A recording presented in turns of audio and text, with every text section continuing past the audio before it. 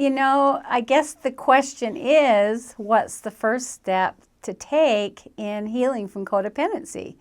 Perhaps this video clip is going to trigger some questions in people, which it should. And then we need to take a close look at why we do what we do. Are we someone that is quick to serve, quick to get out there and help other people, and constantly putting ourselves last? Okay. Are you a person who is quick to give solutions, quick to give answers, quick to help out, quick to fix? That could be a sign of codependency.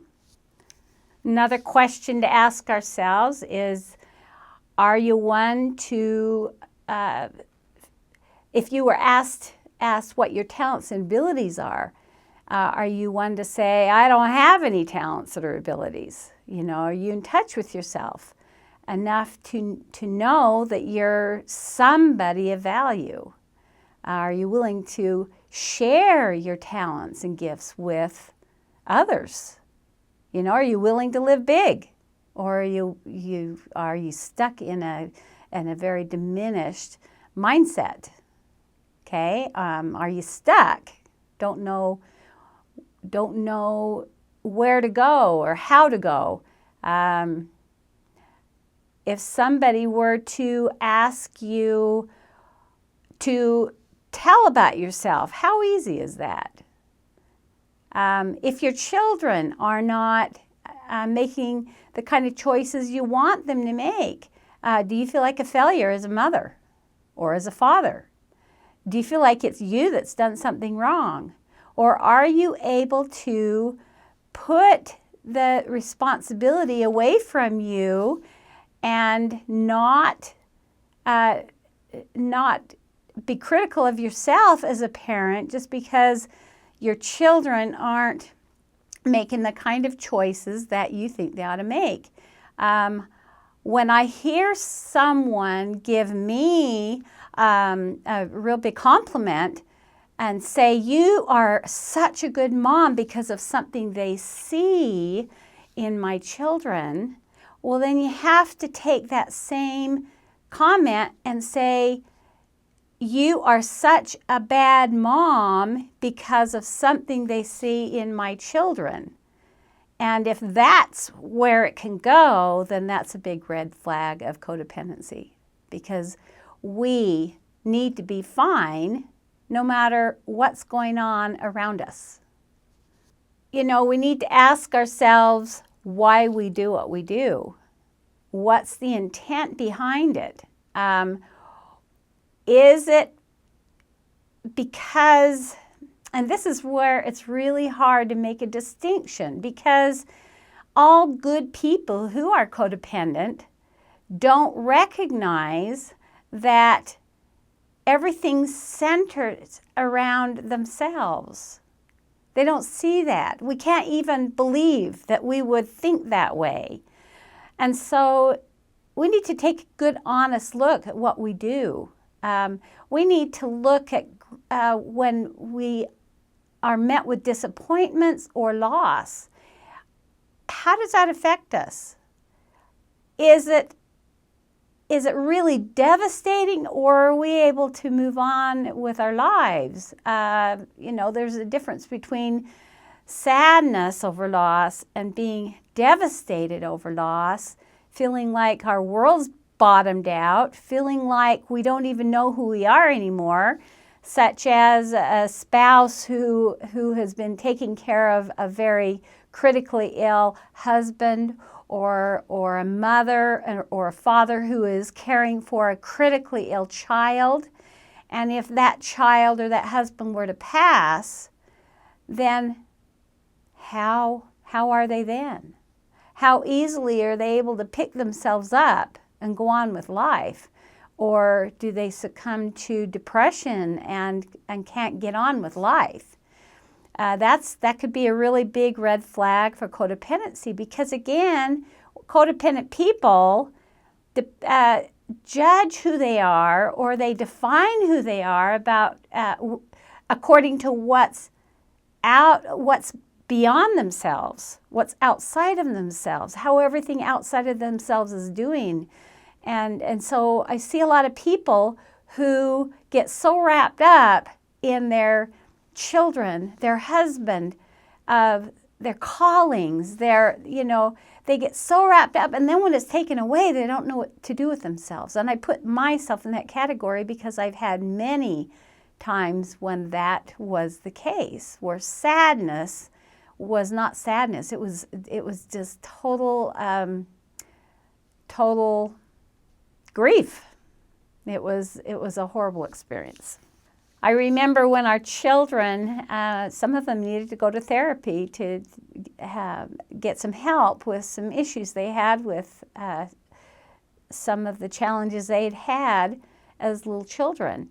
And in therapy, our therapist suggested that I get help also. Well, as a codependent, there was no way that I was going to put myself in that position. Either people like us don't feel worthy of it, or sometimes we don't even know what it is that keeps us from getting the help we need for ourselves. We're so quick to take our children, so quick again to help, fix, and rescue, but we're very, very slow to help ourselves or to take a break to do something that is just totally fun for ourselves, because we feel such a responsibility toward whatever it is that we're involved in. And as a mother, that would be children or my husband.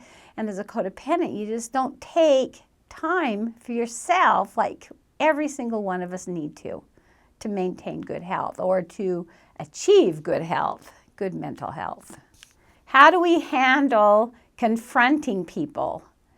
Most codependent people do not like confrontation. They see it as a very negative thing. It's a threatening thing. They don't like doing that. And so another question is, how do we handle confrontation? Do we avoid it altogether? Do we run away from people when we feel uncomfortable around them? Do we feel like we have to resort to safe, if I can say, quote, safe, means such as gossiping about the situation instead of going and facing it head on? Again, codependent people don't like confrontation, and so we often resort to being passive aggressive or gossiping about. It's easy to talk about something. It keeps us in a safe place. And talking about something feels like we're accomplishing something, but it's not doing anything healthy. We need to be able to, approach the people about whom the problem is or who the concern is about, instead of resorting to other means. It's amazing what we can come up with to deal with avoiding confrontation. When we suffer with depression, there's a lot of reasons that could be happening. But are we willing to take a good look at our depression when we're suffering from it? Because depression is one of the biggest red flags of codependency. Again, when you're codependent, you're a nobody. And that's the quickest way to make anybody depressed, because every single one of us is an incredible somebody that has yet to be discovered. And when that somebody is discovered, that's cause for celebration. And oftentimes, the depression that we've suffered with goes away, just as we start finding ourselves and finding that somebody and acknowledging that somebody. Because again, codependents are nobodies. Another question to ask ourselves is, are we the ones that take responsibility for rescuing and fixing ourselves, or do we put that responsibility on others, such as doctors? Could it be that we are in that victim mode. Again, you go between victim and rescuing and fixing, and back to victim and back and forth. That's how you bounce back and forth. We're very reactionary people, but we bounce between rescuing and fixing.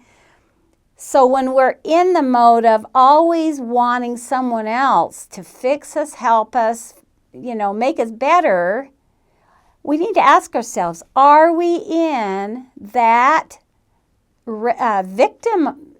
victim spot?